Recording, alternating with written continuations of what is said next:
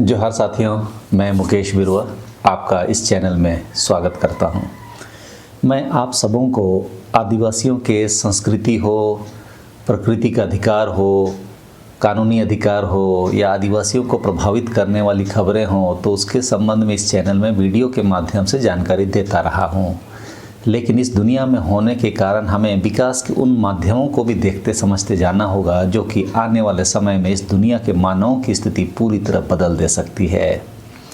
और हमें समझने की कोशिश करना पड़ेगा कि इंसान अब कहाँ खड़ा है। कल्पना कीजिए कि एक ऐसा समय जब बीमारी जन्म से पहले ही मिटाई जा सके। कल्पना कीजिए जब आँखों का रंग, कद, बुद्धिमत्ता सब बदला जा सके और जब इंसान प्रकृति का उत्पादन ना होकर उसका डिजाइनर बन जाए। यह कोई साइंस फिक्शन या कल्पना का विज्ञान नहीं है, यह है द जेनेटिक फ्रंटियर, जहां जीन एडिटिंग और सिंथेटिक बायोलॉजी मानव होने की परिभाषा को बदल रहे हैं। आज का यह वीडियो सिर्फ एक किताब का सार नहीं है, बल्कि एक सवाल है कि क्या विज्ञान हमें बेहतर इंसान बना रहा है या खतरनाक ताकत दे रहा है। मानवता की कहानी अनिवार्य रूप से अपनी सीमाओं को पार करने की कहानी है। हमने समुद्र पार किए, आकाश को जीता और डिजिटल दुनिया रची, लेकिन अब हमारी सबसे बुनियादी और पवित्र समझी जाने वाली सीमा को चुनौती मिल रही है, हमारी अपनी जैविक संरचना की सीमा।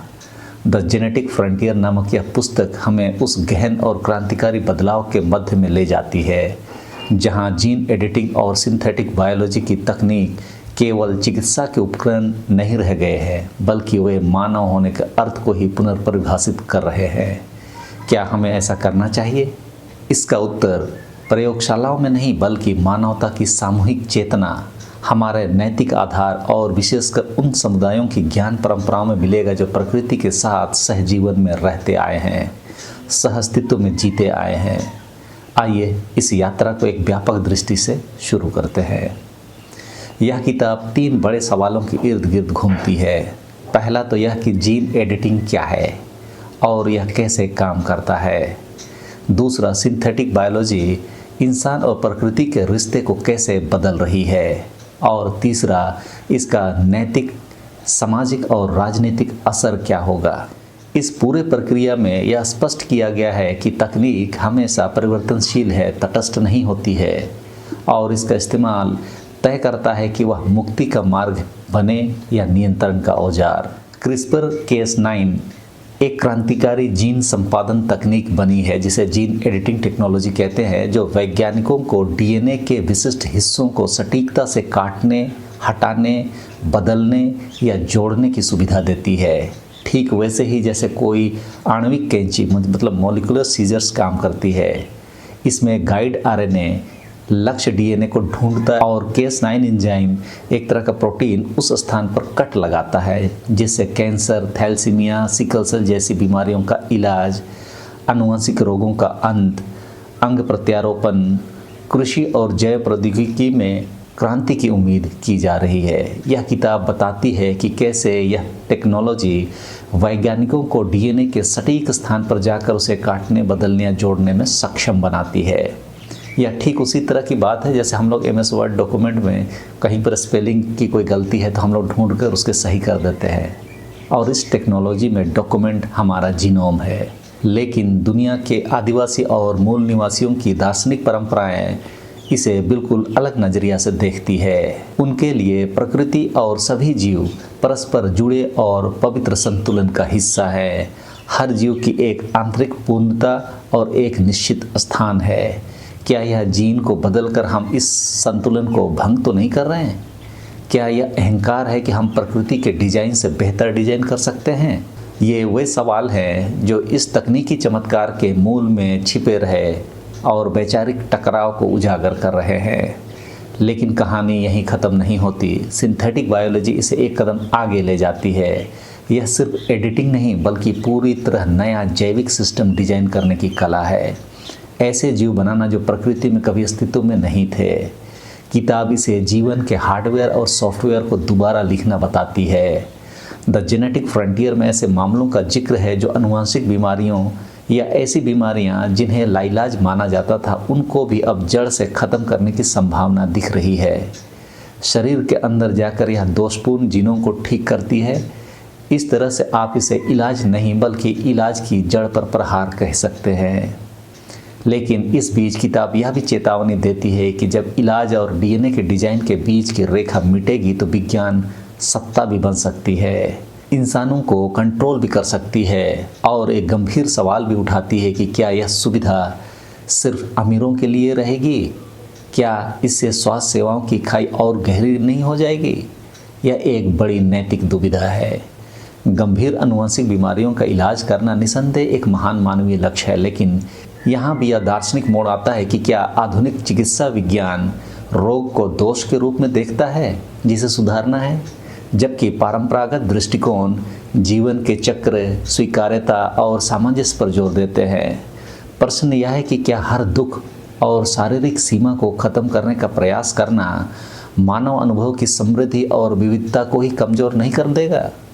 क्या अपूर्णता, नश्वरता और चुनौतियां जीवन का वह ताना बाना नहीं है जो हमें मानव बनाती है? अब सवाल यह नहीं है कि बीमारी हटाई जा सकती है या नहीं, बल्कि सवाल यह उठ रहा है कि क्या माता पिता बच्चे के गुण चुन सकेंगे? जैसे होने वाले बच्चे का रंग गोरा होना चाहिए या सांवला, उसका कद कितना हो, उसकी बुद्धिमत्ता कितनी इंटेलिजेंस वाला हो और शारीरिक क्षमता कैसा हो, यह सभी जन्म से पहले ही जीनोम सीक्वेंसिंग को उसी तरह डिजाइन करके बच्चे को पैदा किया जा सकता है। आप समझ रहे हैं? जब हम गंभीर बीमारियों को ठीक करने से आगे बढ़कर गैर चिकित्सीय लक्षणों को बदलने लगेंगे, क्या हम डिजाइनर बच्चों के युग में प्रवेश कर रहे हैं? यह अंदेशा चर्चाओं में है कि अगर अमीर लोग अपने बच्चों को बेहतर बना सकेंगे तो क्या गरीब इंसान जैविक रूप से पिछड़े रह जाएंगे? आप इसे जेनेटिक इनइक्वालिटी की शुरुआत कह सकते हैं। इससे नए तरह का सामाजिक भेदभाव पैदा होगा, क्योंकि अमीर लोग अपने बच्चों को डिजाइन करेंगे जीन एडिटिंग से और गरीब लोग इस सुविधा को एफोर्ड नहीं कर पाएंगे। कई आदिवासी और धार्मिक दार्शनिक परंपराओं में जीवन एक देन है, एक उपहार है, एक पवित्र यात्रा है। यह डिजाइन या निर्माण की वस्तु नहीं है। एक बच्चे को डिजाइन करने की इच्छा उसके अस्तित्व के आंतरिक मूल्य और स्वायत्तता का अपमान नहीं है।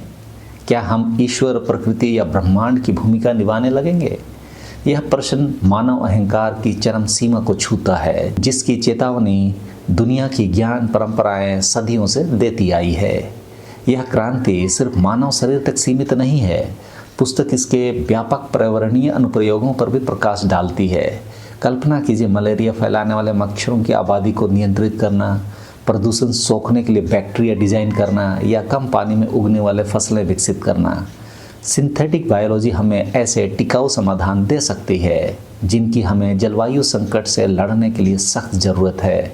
लेकिन यहाँ भी सवाल है, इकोसिस्टम में ऐसे बदलाव के दीर्घकालिक परिणाम क्या होंगे? एक जीन को बदलने से पूरी खाद्य श्रृंखला प्रभावित हो सकती है। इस तरह से हम आने वाले समय में देखेंगे, इंसान जीवन को नहीं खोज रहे होंगे बल्कि उसे गढ़ रहे होंगे। लेकिन सवाल यह है कि क्या इंसान प्रकृति की सीमाएं समझता है? अगर कोई जैविक प्रयोग गलत हुआ तो जिम्मेदार कौन होगा? आदिवासी दृष्टिकोण में हमें एक मूलभूत सीख मिलती है कि हम प्रकृति के मालिक या प्रबंधक नहीं हैं, बल्कि हम उसके अंग हैं, संरक्षक हैं और इस धरती के जीवन जीने के हिस्सेदार हैं। समस्या यह है कि जीन ड्राइव या सिंथेटिक जीव बनाने का तरीका भी एक नियंत्रण और प्रबंधन वाली सोच से ही आता है। क्या हम प्रकृति के साथ सहयोग और सम्मान के रिश्ते के बजाय उसे और गहराई से इंजीनियर करने की ओर बढ़ रहे हैं? क्या हम एक ऐसी दुनिया बना रहे हैं जहां सब कुछ मानव केंद्रित और मानव निर्मित हो और प्रकृति की अपनी स्वायत्त सृजनात्मक गौण हो जाए? यह पुस्तक इस खतरे की ओर इशारा कर रही है। किताब बार बार जोर देती है कि हर तकनीकी छलांग के साथ नैतिक छलांग भी जरूरी है। इसीलिए यह सवाल उठाना वाजिब है कि किन्हें जीन एडिट करने की अनुमति होगी। सरकार, कॉरपोरेट या व्यक्ति, कौन निर्णय लेगा? क्या आदिवासी, मूलवासी और हाशिए के समाज इसमें शामिल होंगे? और यदि निर्णय कुछ लैब और कंपनियां लेंगी तो मानवता एक प्रयोगशाला बन जाएगी। किताब यह भी दिखाती है कि बड़ी बायोटेक कंपनियां इन प्रयोगों पर नियंत्रण तो नहीं करेगी।